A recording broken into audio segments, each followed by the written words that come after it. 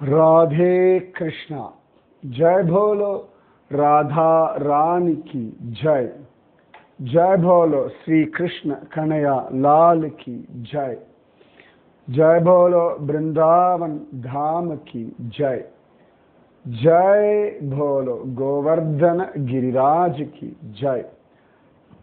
जय बोलो यमुना मैया की जय। கிருஷ்ண பக்தி நிம்மதியான ஒண்ணு, ஈஸியான ஒண்ணு. தேவையில்லாத யோசனைகளை சுலபமா ஜெயிப்பதற்கு ஒரு வழி கிருஷ்ண ஸ்மரணம். ஸ்மரணைவ சுகம். எல்லா விஷயங்களும் நினைக்கும் பொழுது சுகம் தருவதில்லை. எல்லா விஷயங்களும் அனுபவிக்கும் பொழுது சுகம் தருவதில்லை. எல்லா விஷயங்களும் பகிரும் பொழுது சுகம் தருவது இல்லை. ஆனா கிருஷ்ண விஷயம் நினைச்சாலே சுகம், அனுபவிக்கும் பொழுது அதி சுகம். அதனுடைய பாவம், அதனுடைய அனுபவம் புரிஞ்சவாகிட்ட பகிர்ந்துக்கும் பொழுது இன்னும் சுகம். கோபிகைகள்லாம் ஒருத்தருக்கு ஒருத்தர் கிடைச்ச அனுபவங்களை அழகா பகிர்ந்து கொள்கிறார்கள். அத்தனை சுகமா இருக்கு.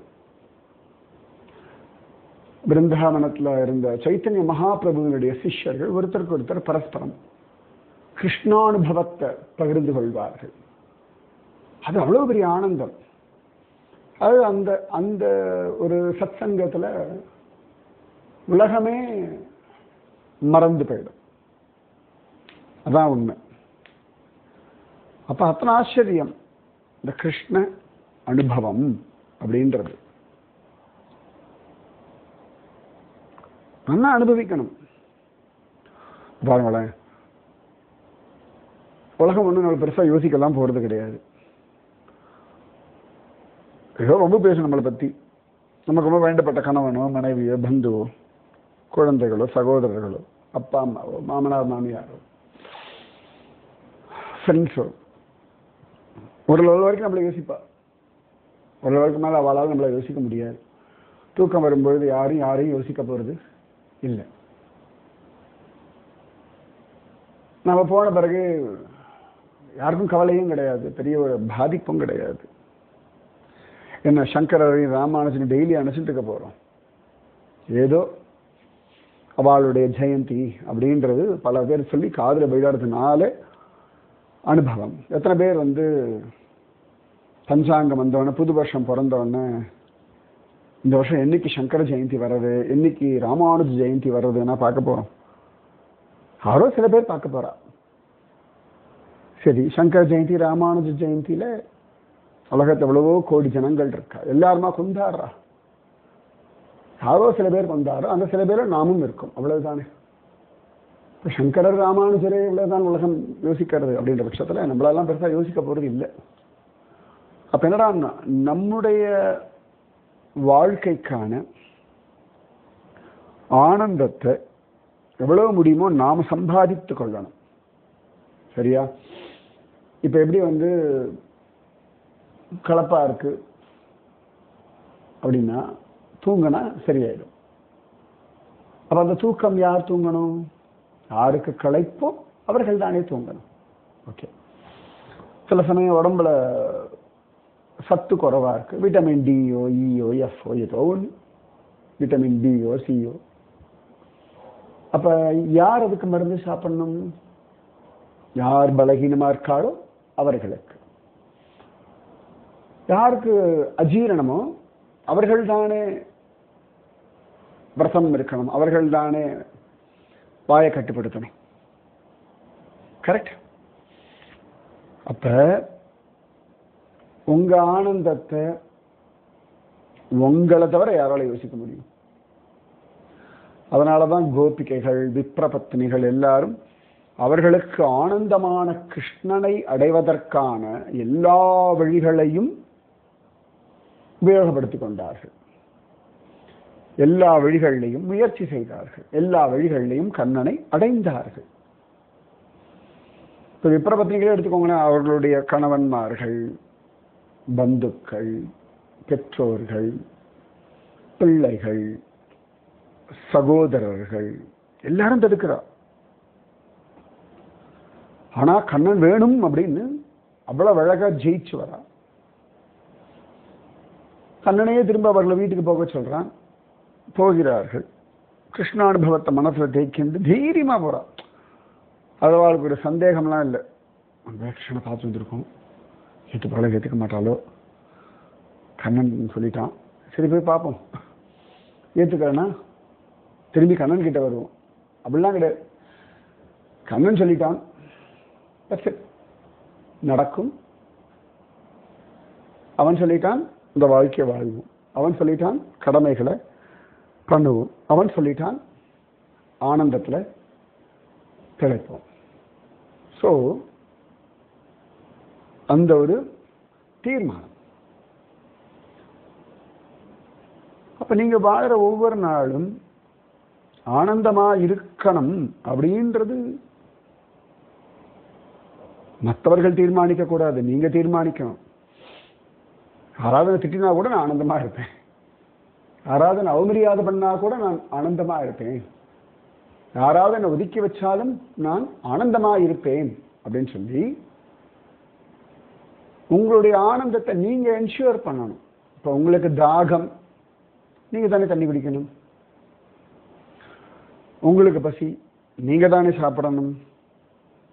உங்களுக்கு ஆரோக்கியம் வேணும், நீங்க தானே எக்ஸசைஸ் பண்ணணும். செல்ஃப் டிசிப்ளின் அப்படின்னா முதல்ல நான் என்னவா இருக்கணும், நான் எப்படி இருக்கணும், நான் எப்படி வாழணும்ன்ற ஒரு தெளிவு. அப்படி இருந்தாச்சுன்னா அதற்கேற்ற மாதிரி உங்கள் உடல், மனசு, இந்திரியங்கள், எண்ணங்கள் எல்லாம் அப்படி ஒருமுகப்படும். புரியுறதா? அப்ப விஷயங்கள் தானாக நடக்கும். இந்த விப்ரபத்னிகள் கண்ணனை பார்த்தார்கள், கண்ணனுக்கு ஆகாரம் கொடுத்தார்கள், மீண்டும் திரும்பி வந்தார்கள். இதெல்லாமே பத்ரோட ஹரி. அங்கிருந்து கூப்பிடுற தூரத்துல தான் பிராமணர்களுடைய யஜ்ஞசாலை. இது என்ன அதிசயம்னா, இத்தனை பிராமண ஸ்திரீகள், விப்ர பத்னிகள் அங்கிருந்து கிளம்புறார். ஓகே, ஒரே ஒருத்தி மட்டும் பிடிச்சு வச்சுன்றா, அவள் கண்ணனை வந்து அடைஞ்சுடுறா. இதுல யாருக்கும் இவர்களை ஃபாலோ பண்ணணும்னு தோணல. பாருங்க எவ்வளவு இருக்கு பாருங்க. ஒரு விஷயத்துல பாகவதத்துல அவ்வளவு ரகசியங்கள் இருக்கு.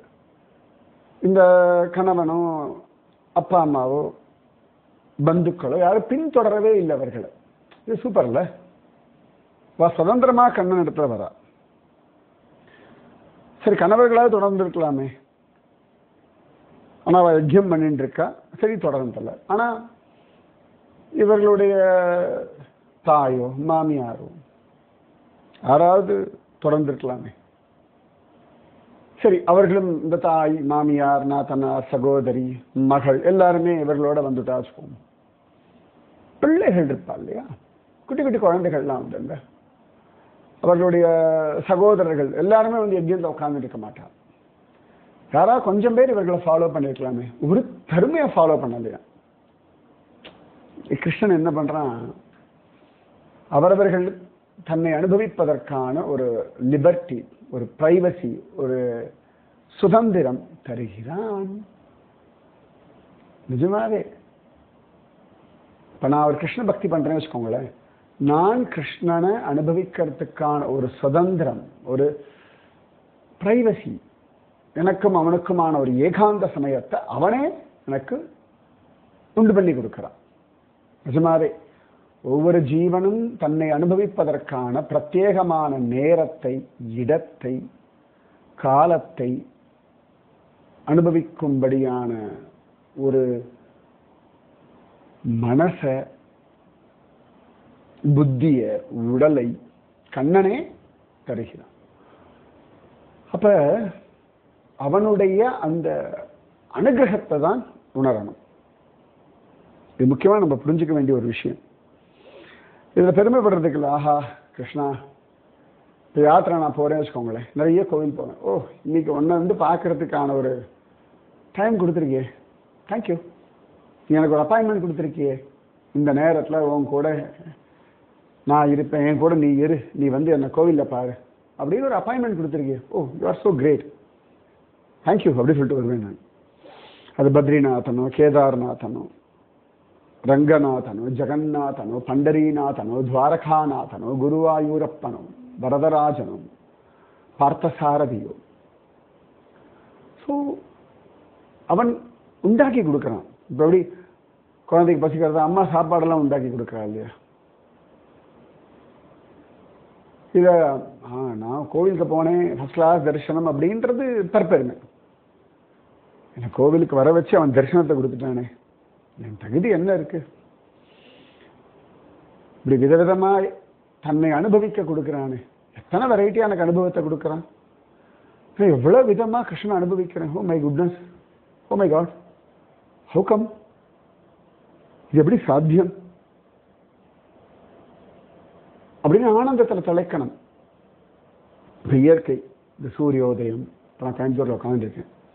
காத்தால இந்த வடவள்ளியில அவ்வளவு அழகா சூரியோதயம், தூரத்துல மலைகள், நிறைய மயில்களுடைய சப்தம், பறவைகளுடைய சப்தம். ஓ தெய்வீகம். இதெல்லாம் நான் ஒன்றும் உண்டாக்கல, இந்த மலையோ காடோ மயிலோ குயிலோ இயற்கையோ. ஆனா இது எல்லாம் தெய்வம் உண்டாக்கி. அனுபவி ராஜா, அனுபவி அப்படின்றது. கிருஷ்ணனே மயிலின் நாதமாக கிருஷ்ணனே பார்க்கும் மலைகள் எல்லாம் கிருஷ்ணனே. அந்த இளங்காலை குளிர் கிருஷ்ணன். நேற்று கோயம்புத்தூர்ல அழகான ஒரு மழை சுகம், அந்த காற்று. இன்னைக்கு மார்னிங் அப்படி இதுக்கு நடுவில் ஒரு ஜாலியா ஒரு ஜாகிங்கோ வாக்கிங்கோ ஏதோ. இதெல்லாம் அனுபவிக்க கண்ணன் கொடுக்கும் பொழுது எவ்வளவு பிரத்யேகமா எனக்கு. நான் ஒன்று கோயம்புத்தூர்ல வீடு வாங்கிட்டு இல்லாட்டி ஒரு வாடகைக்கு வீடு எடுத்து ஒன்று செட்டில் ஆகி அதெல்லாம் இல்லை. ஆனால் நான் வந்திருக்கிற 2 நாளுக்கோ 1 நாளோ 3 நாளோ எனக்கான விஷயங்கள் அங்கே கொடுக்கப்பட்டிருக்கு. இப்போ பெங்களூர்ல வந்து முந்தானத்தி பெங்களூர் மழை, பெங்களூர்ல வாக்கிங் போகிறதுக்கான இடம், பெங்களூர்ல உபன்யாசம் பண்றதுக்கான ஒரு ஸ்தலம், அதை ஏற்பாடு பண்றதுக்கு சில பேர், அங்க எனக்கு உட்காரத்துக்கு மைக் வச்சு ஏற்பாடு பண்ணி கேட்கறதுக்கு பக்தர்கள். எவ்வளவும் கண்ணன் ஃபீட் பண்றான். அவனோட அந்த ஃபீடிங் இருக்கு பாருங்க, அது சூப்பர். அது ஒவ்வொரு வாட்டியும் ஒவ்வொரு விதமா வரும். அவனே பசியா வயிற்றுக்குள்ள இருக்கான். அவனே நான் எந்த ஊருக்கு போனாலும் என் பசிக்கான ஆகாரமா யாரோ ஒருத்தருக்கு பண்ணி கொடுக்கறான், நான் சாப்பிட்றேன். ஸோ இந்த மாதிரி கண்ணன் நம்ம வாழ்க்கையில அழகா பல கோடி விஷயங்களை பண்ணி கொண்டிருக்கான். இதை நினைச்சு சந்தோஷப்படணும், இதை நினைச்சு ரசிக்கணும், இதை நினைச்சு அனுபவிக்கணும், இதுலயே தலைக்கணும்.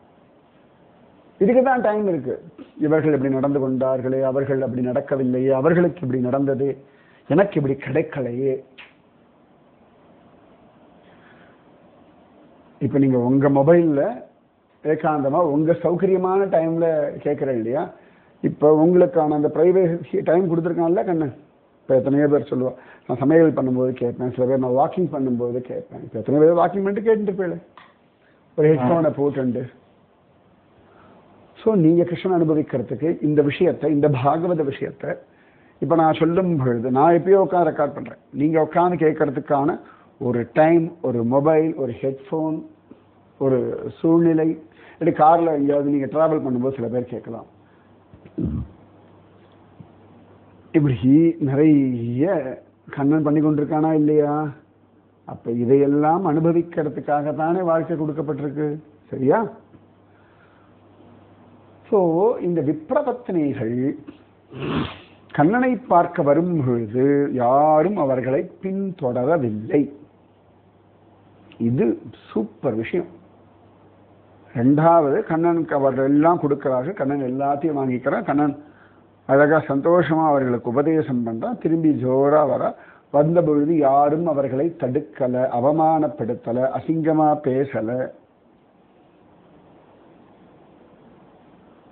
அவ பாட்டுக்கு போனார்கள், வந்தார்கள். இதை விட என்னன்னா எல்லாரும் அவர்களை பார்த்து சந்தோஷப்படுற, அவர்கள் திரும்பி வந்தார்கள் அப்படின்னு. யாரு கேட்டு போனா என்ன திமிர திரும்பி வர அப்படின்னு யாரும் கேள்வி கேட்கல. சந்தோஷமா ஏற்றுக்கொள்கிறார்கள் இந்த விப்ர பத்னிகளை. அதானே அழகு இல்லையா? அப்ப கண்ணன் எவ்வளவு எல்லாம் பிளான் பண்றான் பார்த்துக்கோங்க. இல்ல எங்க ஆத்துல திட்டுறான், நான் சத்சங்கத்துக்கு போயிட்டு வந்தா உபன்யாசம் கேட்டா முதல்ல திட்டுவான், அப்புறம் அவளும் கேட்பார்கள், அப்புறம் அவர்களும் கொண்டாடுவார்கள். இல்லையா அதுல ஏதோ நன்மை இருக்குன்னு தைரியமா இருக்கணும். அதுல இன்னும் நமக்கு தைரியம் வரத்துக்கு பக்குவம் வரத்துக்கான விஷயங்கள் அவ்வளவுதான். இது எல்லாத்துக்குமே ஒரு காரணம் உண்டு. Accept it and go ahead. இந்த விப்ரபத்னிகளை பார்த்தாச்சு. இந்த பிராமணர்கள்லாம் நினைக்கிறாளாம். ரொம்ப அழகான ஸ்லோகம் இது.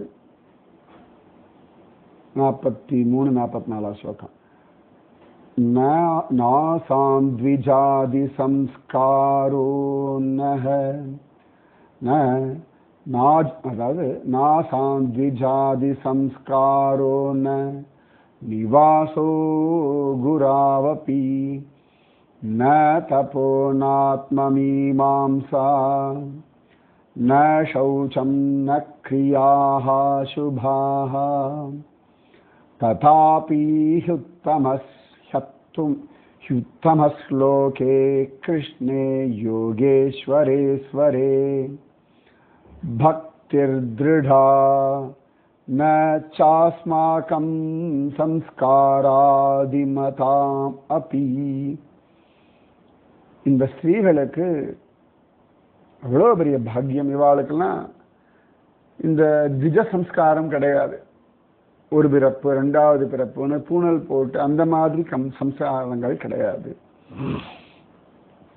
குருவினுடைய குருகுலத்துல போய் வாசிக்கணும்ன்ற ஒரு நியமங்கள் கிடையாது. நித்தியம் இத்தனை விதமான ஜபம் அந்த மாதிரி எல்லாம் ஒன்றும் கிடையாது. பெரிய வேதாந்த விசாரங்கள் பண்ணணும், வேத அத்தியாயனம் பண்ணணும் அப்படின்ற ஒரு கட்டுப்பாடுகள்லாம் கிடையாது. யோக தியானம் பண்ணணும் அப்படிலாம் கிடையாது. ஆனாலும் கிருஷ்ண இடத்துல இந்த திருட பக்தினால இவ்வளவு வாழ்க்கை கிடைச்சுடுத்தே. நமக்கு இது எல்லாம் இருந்தும் கிருஷ்ணன் அனுபவிக்க தெரியலையே. பியூட்டிஃபுல். அழகாக ரியலைஸ் பண்றா பாருங்க. இதுதான், இதை முதல்ல புரிஞ்சுக்கணும். இந்த விப்ரபத்னிகளுடைய கணவன்மார்கள் முதல்ல இவர்களை தடுத்தார்கள். எல்லாருக்குமே பக்தியில நீங்க வரும்பொழுது முதல்ல தடைகள்லாம் வரும், புரியுறதா? ஆனா அந்த தடைகளை தாண்டி நீங்க பக்தியில மேல வர வர வர தடுத்தவர்களே அந்த கிருஷ்ண பக்தியினுடைய சாரத்தை உணர்வார்கள், கொண்டாடுவார்கள். புரியுறதா? அதனால பக்தி பண்ணிட்டே இருக்கணும். போகும்போது அவ்வளவு தடுத்தவர்கள் இப்ப என்னடான்னா இவர்களுடைய அந்த பாக்கியத்தை நினைச்சு கொண்டாடுறார்கள். திருஷ்ட்வா ஸ்திரீனாம் பகவதி கிருஷ்ணேம். இது 39 ஸ்லோகம். இது 43 44 அதுதான் சொன்னேன். சரியா? எவ்வளவு அழகி வாளுக்கு அந்த அனுபவம் கிடைச்சுடுத்து. இதெல்லாம் பிராமணர்களுடைய வாக்கு. அவளே சொல்றா, நனு ஸ்வார்த்த விமூடானாம் பிரமத்தானாம் கிருஹே ஹயாம் அஹோ நஹ ஸ்மாரயாமாஸ கோபவாக்யை சதாம் கதிஹி. நம்மெல்லாம் அந்த குடும்ப வாழ்க்கையில் அப்படியே ஓடிண்டு பர்பஸ் ஆஃப் லைஃபை விட்டுட்டோமே. ஆனாலும் பகவான் நம்ம மேல அக்கறை கொண்டு சாதாரண இந்த கோபால குழந்தைகளை கொண்டு நமக்கு புரிய வச்சான். நமக்கு புரியலை, இந்த ஸ்திரீகளுக்கு புரிஞ்சுடுத்தேன்.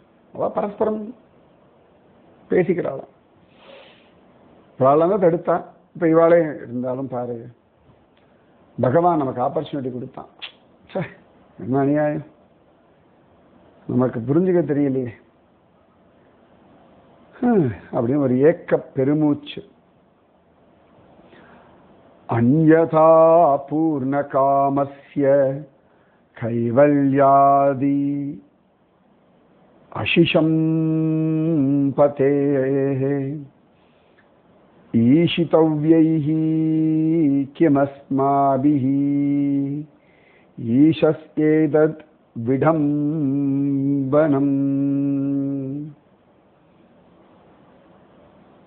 பகவானுக்கு எல்லாம் அவனுக்கு ஒன்று பூர்ண காமன். அவனுக்கு இது நடக்காது ஒன்றும் கிடையாது, எல்லாம் தெரிஞ்சவன். இருந்தாலும்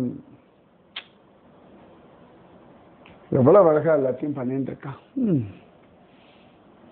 ஹித்வான்யான் பஜதேயம் ஸ்ரீஹி பாதஸ்பர்ஷாஷயா சகிருத் ஸ்வாத்மதோஷாபவர்கேன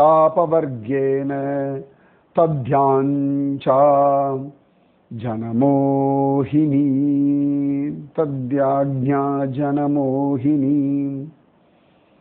அவருடைய திருவடிகளை பிடிச்சுண்டு எல்லாத்தையும் தள்ளி விட்டுட்டு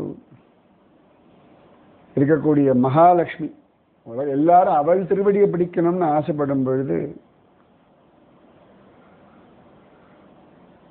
இந்த பகவான் அவ்வளவு பெரிய ஐஸ்வர்ய நிறைஞ்சவன். அவன் நம்ம கிட்ட பசிக்கிறதுன்னு கேட்டது எவ்வளவு பெரிய அதிசயம். இன்னெல்லாம் அநியாயம் பண்றான் அவன், இப்படியெல்லாம் மாயா விளையாட்டு விளையாடுறான். தேசகால பிருதக் திரவ்யம் மந்திர தந்திர திர்ஜோக்னயः தேவதா யஜமானஸ்தக்ரது தர்மஸ்சயன்மயः சயேவ பகவான் சாக்ஷாத் விஷ்ணுர் யோகேஸ்வரேஸ்வரः ஜாதா யதுஷ்வித்யாசுன் ஜாதா யதுஷ்வித்யதி அஸ்ருன்ன ஹ்யாபி மூடா ந வித்யதே.